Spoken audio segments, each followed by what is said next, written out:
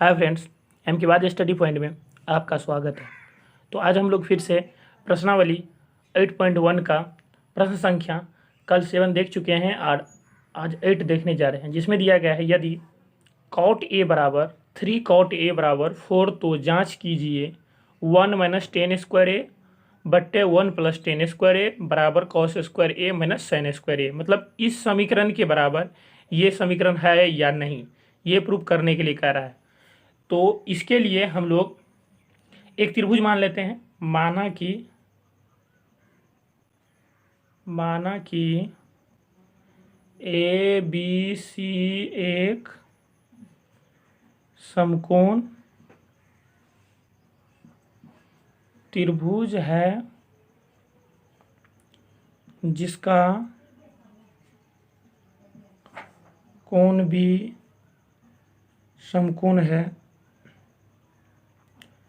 समकोण है, ये मान लिए। अब यहाँ पे दिया गया है 3 cot a बराबर 4, तो हम लिखेंगे कि दिया गया है 3 cot a बराबर 4।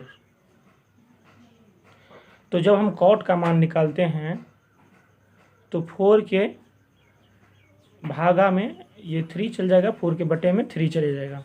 तो ये cot का मान हो गया। और हम जैसे जानते हैं, अब देखेंगे कि हम जानते हैं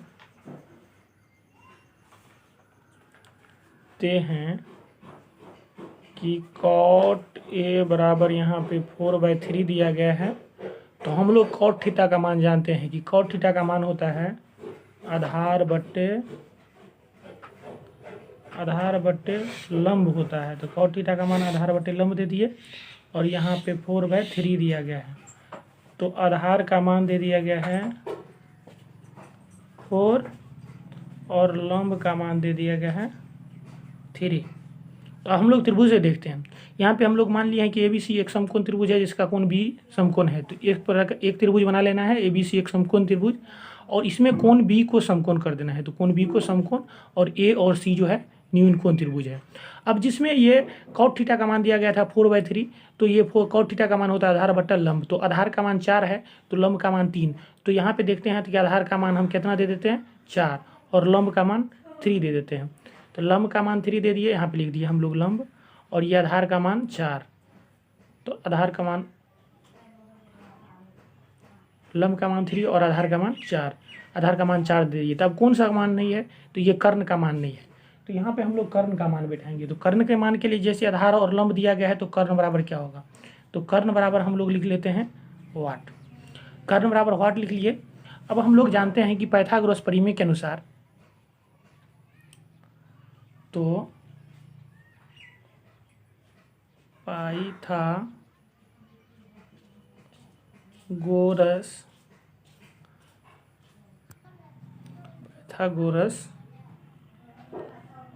प्रमेय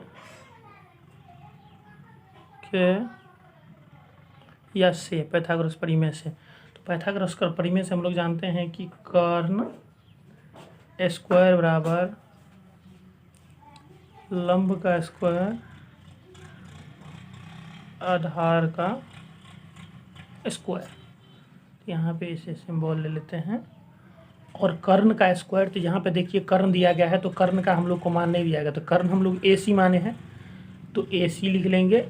AC बराबर लंब का मान, यहाँ पे लंब बोल रहा है तो लंब का मान 3 है तो 3 का स्क्वायर ले लेंगे, और प्लस आधार का मान यहाँ पे 4 है तो आधार का मान 4 यहाँ पे है तो ये आधार का मान 4 का स्क्वायर कर लेंगे, और AC का भी स्क्वायर कर लेंगे क्योंकि कर्ण AC है।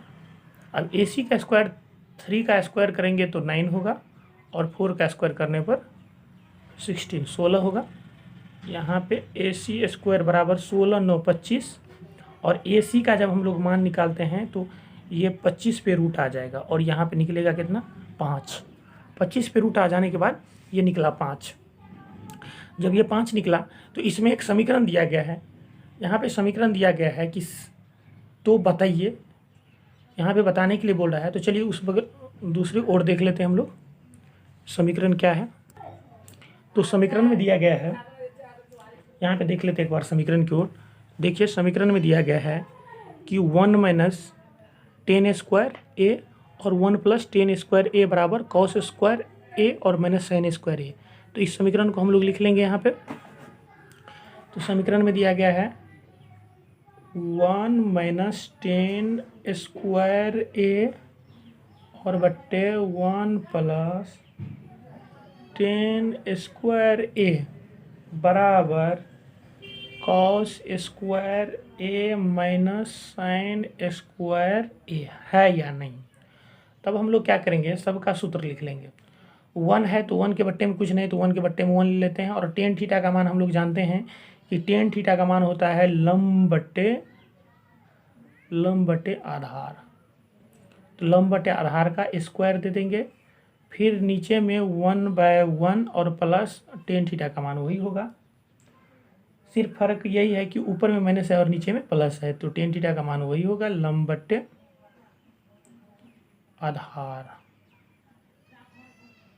का स्क्वायर। और यहाँ पे कॉस थीटा का जब हम लोग मान रखेंगे तो कॉस थीटा का हम लोग मान जानते हैं कि कॉस थीटा का मान होता है आधार बट्टे कर्ण whole square minus sine theta का मान होता है लंब बट्टे कर्ण। तो लंब बट्टे कर्ण का होल स्क्वायर दे दिए। अब लंब बट्टे कर्ण का स्क्वायर दे दिए, तो यहाँ पे लंब का मान रखेंगे, आधार का मान रखेंगे। तो देखते हैं कि लंब हमको कितना निकला है। तो लंब देखने पर यहाँ पे देखते हैं तो लंब का मान 3 दिया गया, आधार का मान 4 दिया गया और कर्ण का मान 5 दिया गया। तो लंब 3 आधार 4, लंब 3 आधार 4 और कर्ण 5। तो लंब 3 था, तो यहाँ पे हम लोग लंब का मान 3 देंगे, आधार 4 था तो आधार का मान 4 देंगे और इसका स्क्वायर कर लेंगे। और कर्ण 5 था, नीचे में फिर 1/1, यहाँ पे प्लस, सिर्फ माइनस ऊपर में था, यहाँ प्लस होगा। और लंब 3 और आधार 4, इसका भी स्क्वायर हो जाएगा। और यहाँ पे आधार का मान कह रहा है कि आधार का मान कितना है, तो आधार का मान जो है 4 है और कर्ण का मान 5 है, तो इसका स्क्वायर कर लेंगे। और माइनस यहाँ पे लंब का मान जो है, लंब का मान 3 दिए हैं यहाँ पे जैसे, तो यहाँ पे भी लंब का मान 3 होगा, कर्ण का मान 5 होगा। इसका भी स्क्वायर कर लिए। इसका भी स्क्वायर करने पर आप देखते हैं कि 1/1 हो जाएगा, माइनस 3 का स्क्वायर करने पर 9 और 4 का स्क्वायर करने पर 16। फिर यहाँ पे 1/1 हो जाएगा, प्लस 3 का स्क्वायर करने पर 9 और 4 का स्क्वायर करने पर 16। यहाँ पे 4 का स्क्वायर करने पर 16 और 5 का स्क्वायर करने पर 25। यहाँ पे 3 का स्क्वायर करने पर 9 और 5 का स्क्वायर करने पर 25। अब दोनों का लघुत्तम लेंगे हम।